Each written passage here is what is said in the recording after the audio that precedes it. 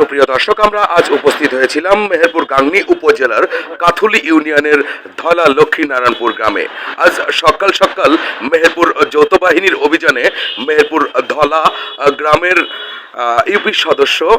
এবং কাথুলি ইউনিয়ন বিএনপির সাংগঠনিক সম্পাদক আজমাইন হোসেন টুটুলের বাড়ি থেকে একটি ওয়ান শাটার গান, 2 রাউন্ড গুলি, কৃষিজাত পণ্য এবং ভর্তুকি সার, কীটনাশক, চাউল, টিসিবি পণ্য, কম্বল, সেলাই মেশিন এবং সকল ধরনের সরকারি জিনিসপত্র উদ্ধার করেছে মেহেরপুর যৌথ বাহিনীর একটি টিম।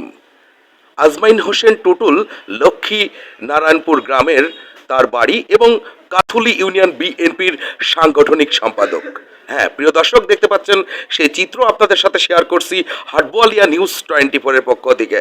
আজ সকাল সকাল মেহেরপুর গাংনী উপজেলার লক্ষ্মী নারায়ণপুর গ্রামে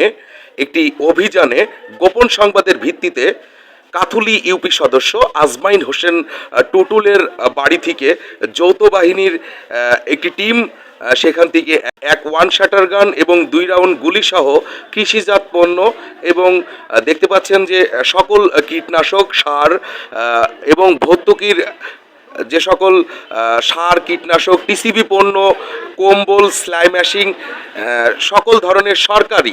সরকারি ভর্তুকি জিনিস কিন্তু তার বাড়ি থেকে উদ্ধার করেছে। হ্যাঁ প্রিয় দর্শক, তাকে সাথে সাথেই গ্রেপ্তার করা হয়েছে এবং সেই চিত্র আপনাদের সাথে শেয়ার করলাম হাটবোয়ালিয়া